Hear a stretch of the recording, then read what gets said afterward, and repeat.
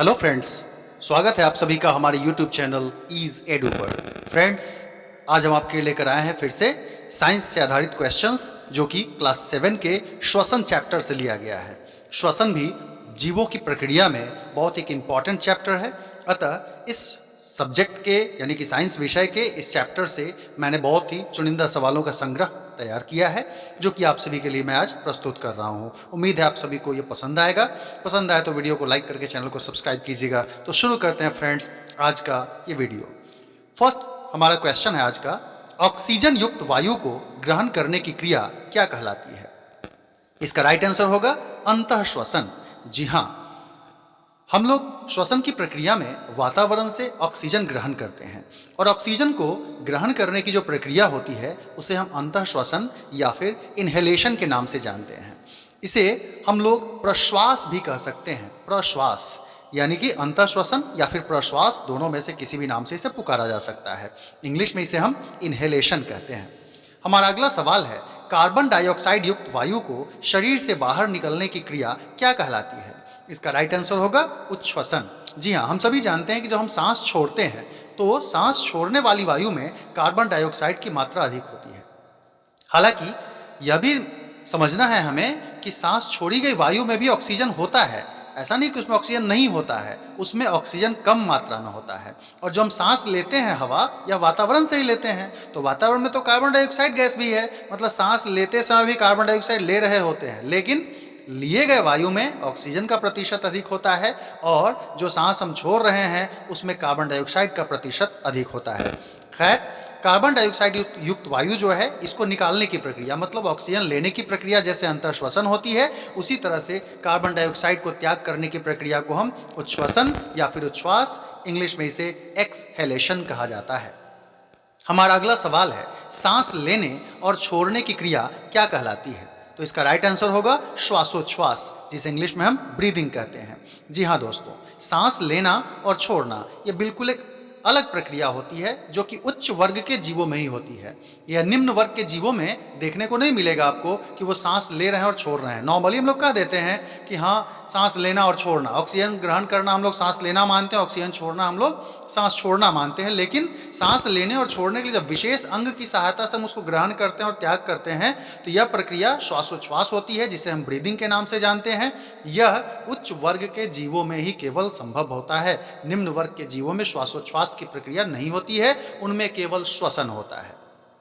तो हमारा अगला सवाल है अब कि जो श्वसन ऑक्सीजन की उपस्थिति में होता है उसे क्या कहते हैं? तो फ्रेंड्स, इसका राइट आंसर होगा वायवीय श्वसन। जी हाँ, श्वसन की प्रक्रिया में ऑक्सीजन हमारे शरीर के अंदर जाता है, हम लोग नॉर्मली समझते हैं, और कार्बन डाइऑक्साइड वातावरण में बाहर फिर आता है।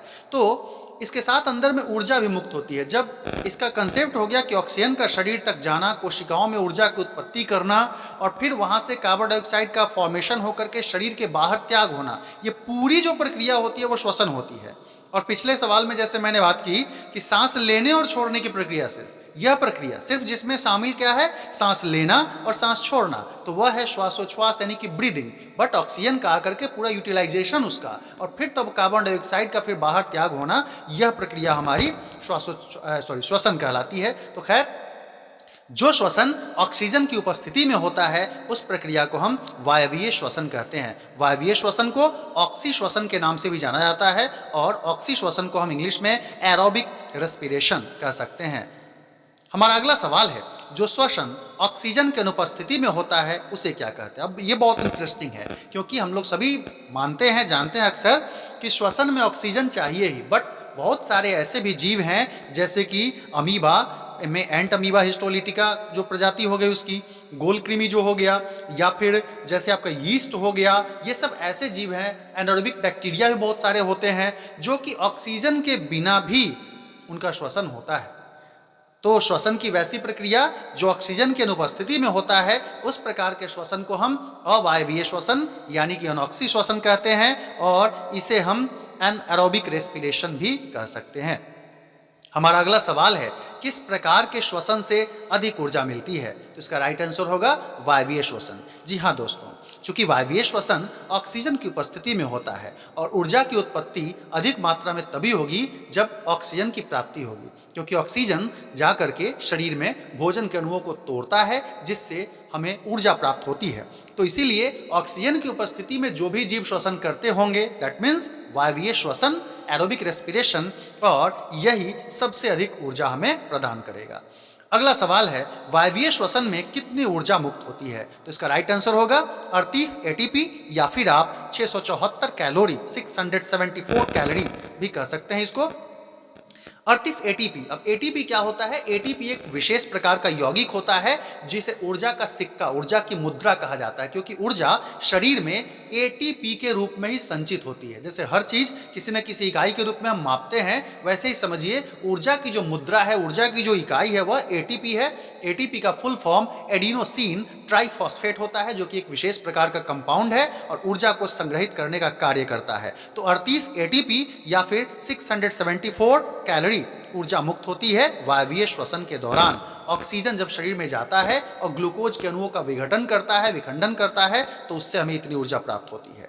हमारा अगला सवाल है अवायवीय श्वसन से कितनी ऊर्जा मुक्त होती है? तो फ्रेंड्स इसका राइट आंसर होगा 2 एटीपी या फिर 28 कैलोरी। जी हाँ दोस्तों, 2 एटीपी। आप देख रहे हैं कि अवायवीय श्वसन में केवल और केवल 2 एटीपी ऊर्जा ही मुक्त होती है, जबकि वायवीय श्वसन में हमने बात की कि 38 एटीपी ऊर्जा की उत्पत्ति होती है। तो आप सीधे समझ सकते हैं खुद ही कि वायवीय श्वसन में अधिक ऊर्जा मिलती है और अवायवीय श्वसन में हमें उसके मुकाबले बहुत कम ऊर्जा मिलेगी। तो इसीलिए जो भी जीव अवायवीय श्वसन करते हैं उनमें यानी कि एनारोबिक रेस्पिरेशन वाले जीवों में ऊर्जा की उत्पत्ति कम होती है। हमारा अगला सवाल है किस प्रकार के श्वसन में अल्कोहल का निर्माण होता है? यह भी इंटरेस्टिंग क्वेश्चन है, क्योंकि श्वसन की प्रक्रिया में बनता क्या है? Carbon dioxide. तो यह किस श्वसन में बनता है? हम लोग जो बात करते हैं कि ऑक्सीजन आता है, कार्बन डाइऑक्साइड जाता है, दरअसल यह वायवीय श्वसन का गुण है। वायवीय श्वसन के अंतर्गत ऑक्सीजन हमारे बॉडी में आकर कार्बन डाइऑक्साइड के फॉर्म में फिर बाहर जाता है। बट अवायवीय श्वसन जो होता है इसमें जो ग्लूकोज होता है उसका विखंडन अल्कोहल के रूप में हो जाता है और एथाइल अल्कोहल का फॉर्मेशन होता है, तब जाकर के कार्बन डाइऑक्साइड भी मुक्त होता है, ऊर्जा भी मिलती है लेकिन कम ऊर्जा मिलती है। तो अल्कोहल केवल अवायवीय श्वसन में ही बनता है। हमारा अगला सवाल है ग्लूकोज का अल्कोहल में अपघटन होना क्या कहलाता है? तो फ्रेंड्स इसका राइट आंसर होगा किण्वन।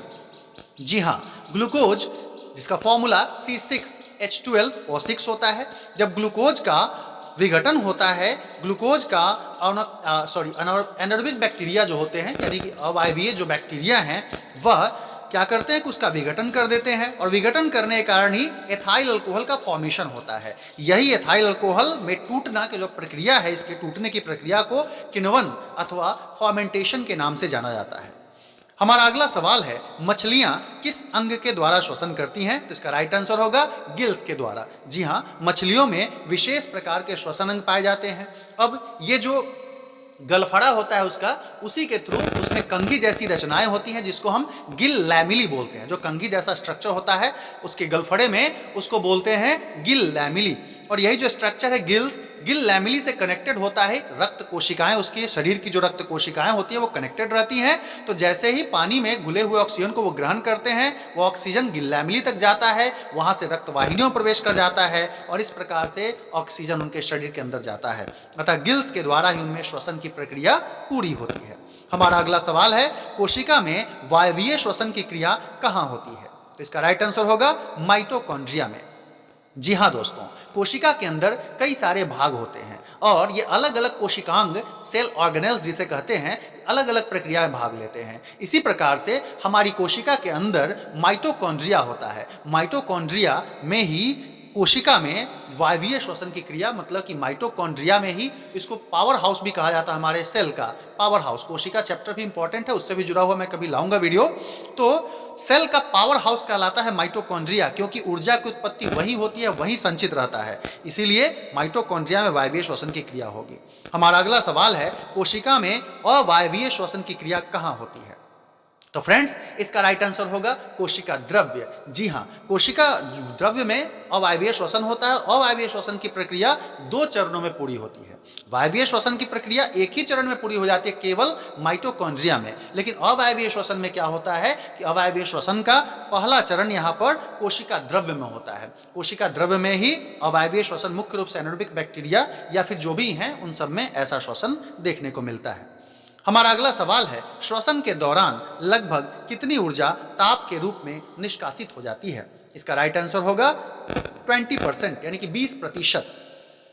जी हाँ फ्रेंड्स, श्वसन के दौरान आप देखते हैं कि सांस छोड़ी गई वायु को अगर आप अपनी हथेली पर लेकर देखते हैं तो वह गर्म होती है। इसका मतलब स्पष्ट है कि वहां ऊष्मा की उत्पत्ति भी हो रही है, तभी हमारी सांस गर्म हो जाती है और ऊष्मा भी वहां पर सांस छोड़ी गई वायु में ऊष्मा निकल रही है। इसका मतलब हमारे शरीर से ऊष्मा का भी निष्कासन हो रहा है, ताप का भी निष्कासन हो रहा है। तो लगभग जितनी ऊर्जा उत्पन्न होती है ताप के रूप में, उसका 20% आप सांस छोड़ने में त्याग कर देते हैं। हमारा अगला सवाल है, अंतः श्वसन में डायफ्राम किस तरफ गति करता है? तो फ्रेंड्स, इसका राइट आंसर होगा नीचे की तरफ। जी हाँ दोस्तों, डायफ्राम जो कि हमारे वक्ष गुहा को आधार प्रदान करने के लिए, वक्ष गुहा मतलब जो हमारी चेस्ट कैविटी होती है, उसको बेस देने के लिए एक मांसपेशीय रचना होती है जिसको हम डायफ्राम कहते हैं।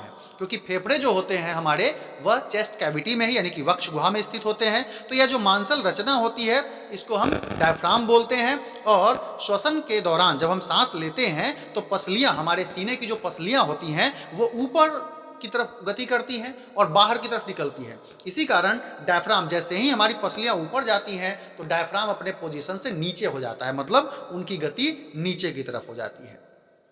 हमारा अगला सवाल है, ट्रैकिया की भित्ति वायु के कम दबाव होने पर भी क्यों नहीं गिर पाती है? यहाँ कम दबाव होगा, कम दबाव होने पर भी क्यों नहीं गिर पाती? तो इसका राइट आंसर होगा उपास्थि के कारण। जी हाँ दोस्तों, ट्रैकिया जिसको हम कहते हैं श्वास नली, आपके गले की जो श्वास नली होती है, आप गर्दन के पास जो नलियां होती हैं, आप उनको छू कर देखेंगे तो आपको सी का डिजाइन, जैसे इंग्लिश का लेटर सी होता है, उसी तरह से आपके गले में, आपके कंठ से होते हुए जो नली जा रही है बीचों बीच एकदम, आप उस पर देखेंगे, वो छू करके उन हड्डियों को, तो सी के आकार का कार्टिलेज का छल्ला होता है। यही जो है हमारी श्वास नली में बिल्कुल फिट होता है, जिसके कारण अगर वायु का प्रेशर कम भी हो जाए तो श्वास नली नीचे की तरफ नहीं धंसेगी और उपास्थि के सहारे से यह आराम से कम दबाव में भी नहीं गिर पाती है। हमारा अगला सवाल है, ऑक्सीजन हीमोग्लोबिन से संयोग करके क्या बनाता है? तो फ्रेंड्स, इसका राइट आंसर होगा ऑक्सी हीमोग्लोबिन। जी हाँ, हमारे रक्त में लाल रंग का वर्णक जो कि हीमोग्लोबिन होता है, और यही हीमोग्लोबिन जब ऑक्सीजन हमारे बॉडी में जाता है तो ब्लड में प्रवेश करने के बाद ऑक्सीजन को हीमोग्लोबिन से उससे अभिक्रिया हो जाती है और वहां पर ऑक्सी हीमोग्लोबिन का निर्माण होता है। यही ऑक्सी हीमोग्लोबिन पूरे शरीर में जाकर के हमें ऊर्जा पहुंचाने का कार्य करता है। हमारा अगला सवाल है, हीमोग्लोबिन में किस तत्व की प्रधानता होती है? तो फ्रेंड्स, इसका राइट आंसर होगा लोहा। जी हाँ दोस्तों, हीमोग्लोबिन लोहे का ही यौगिक होता है जो कि लाल रक्त कोशिकाओं में अधिक मात्रा में पाया जाता है। इसीलिए लाल रक्त कोशिकाएं, हमारे रक्त में भी कई तरह के पार्ट्स होते हैं, आरबीसी, डब्ल्यूबीसी, प्लेटलेट्स, थ्रोम्बोसाइट्स, यानी कि उसके बाद आपका प्लाज्मा है, ये सब हमारे रक्त के अलग अलग भाग होते हैं। तो रक्त में जो आरबीसी है, रेड ब्लड सेल्स जो होते हैं, उसको लाल बनाने का मुख्यतः कार्य हीमोग्लोबिन का ही होता है। और हीमोग्लोबिन को भी लाल रंग कौन प्रदान करता है? तो मुख्य रूप से लोहा, लोहे का यौगिक होता है उसमें। हमारा अगला सवाल है, अमीबा में श्वसन किस विधि से होता है? तो इसका राइट आंसर होगा विसरण विधि से। पिछले वीडियो में आपने देखा होगा, जब मैंने पोषण के बारे में बताया था, तो अमीबा में पोषण की विधि भी वह किस प्रकार से है कि कैसे वह भोजन को ग्रहण करता है अलग अलग तरीके से। तो फिर ग्रहण करने का जो सिस्टम है, ठीक है, वो कूटपादों से घेर लेता है, बट अंदर जो ग्रहण करता है वह किस विधि से करता है? विसरण विधि से। क्योंकि बाहरी वातावरण से उनमें कोई विशेष अंग तो है नहीं जो कि डायरेक्ट वो नाक के जरिए सांस ले लेंगे, क्योंकि एक कोशिकीय जीव है अमीबा। ऐसी परिस्थिति में विसरण विधि से, वायुमंडल से डायरेक्ट जब कोई पदार्थ सेल के अंदर चला जाए और सेल के अंदर से डायरेक्ट कोई पदार्थ बाहरी वातावरण में आ जाता है, तो इस प्रकार की विधि को ही विसरण कहते हैं। मतलब अमीबा का श्वसन भी विसरण विधि से ही पूर्ण होता है।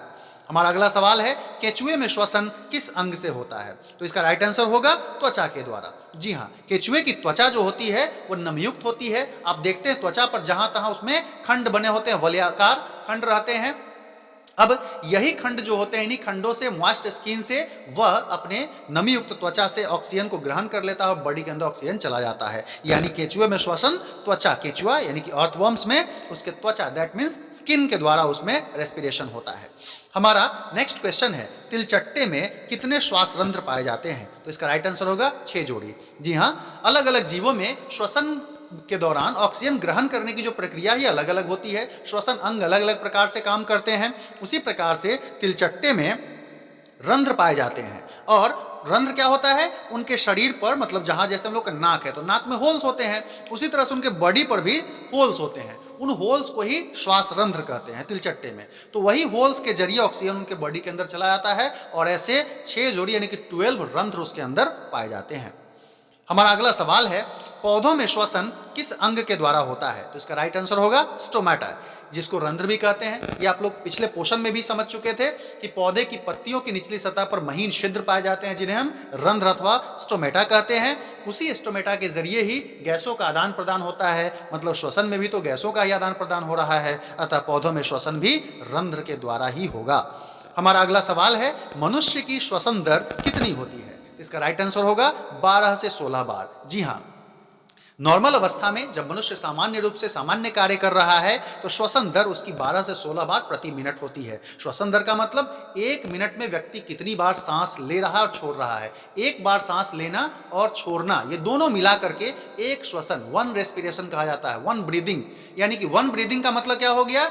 एक बार सांस लेना और छोड़ना, दोनों मिला करके 1 ब्रीदिंग हुआ। तो ऐसा 12 से 16 बार प्रति मिनट प्रति व्यक्ति होता रहता है नॉर्मल केसेज में। लेकिन अगर आप वही तेज व्यायाम कर लेते हैं, दौड़ लेते हैं, तो आपकी श्वसन दर बढ़ जाती है। उस समय 18, 20, 22, 25 बार प्रति मिनट तक भी जा सकता है, जिस प्रकार का हार्डवर्क आप कर रहे होंगे। हमारा अगला सवाल है, कभी कभी खिलाड़ियों के मांसपेशियों में क्रैम्प क्यों होते हैं? इसका राइट आंसर होगा ऑक्सीजन की कमी के कारण लैक्टिक अम्ल बनने से। जी हाँ दोस्तों, कभी कभी आप देखते हैं खिलाड़ी दौड़ते रहते हैं और अचानक पैर पकड़ करके बैठ जाते हैं। क्यों? क्योंकि खिलाड़ियों के मांसपेशियों में कभी पैर हाथ में अचानक तेजी से बढ़ाने पर, हार्ड एक्सरसाइज करने के कारण मांसपेशियों में ऑक्सीजन की कमी हो जाती है। चूंकि बहुत ही तेज वर्क कर रहे हैं, अब ऑक्सीजन उतना पहुंच नहीं रहा है वहां पर, तो जो ऑक्सीजन यूटिलाइज हो गया वह उसके बाद ऑक्सीजन घट गया। ऑक्सीजन घटने के कारण क्या हो गया? वहां पर अब पायरुवेट का विखंडन जो हुआ वह लैक्टिक एसिड के फॉर्म में हो गया, और लैक्टिक एसिड बनने के कारण ही वहां उन्हें तेज दर्द, चूंकि एसिड का फॉर्मेशन होता है मसल्स में और यही तेज पेन उनको क्रिएट करता है, जिसके कारण उनके मांसपेशियों में क्रैम्प हो जाते हैं। हमारा अगला सवाल है, पौधों में श्वसन क्रिया के दौरान एक एटीपी के टूटने से कितनी ऊर्जा मुक्त होती है? तो इसका राइट आंसर होगा 30.5 किलो कैलोरी। जी हाँ, एटीपी मैंने बताया ही, एडिनोसिन ट्राइफॉस्फेट, जो कि ऊर्जा की मुद्रा कहा जाता है। तो पौधों में जब श्वसन क्रिया होती है, पौधों को कम ऊर्जा चाहिए, इसीलिए एक एटीपी से उन्हें बहुत ज्यादा ऊर्जा की प्राप्ति हो जाती है, 30.5 किलो कैलोरी के आसपास। तो फ्रेंड्स, आपको हमारा वीडियो कैसा लगा कमेंट करके बताइएगा। अगर पसंद आए तो लाइक कीजिएगा, चैनल को सब्सक्राइब कीजिएगा। फिर मिलते हैं अगले वीडियो में नेक्स्ट कंसेप्ट के साथ। Till then, bye bye, thank you.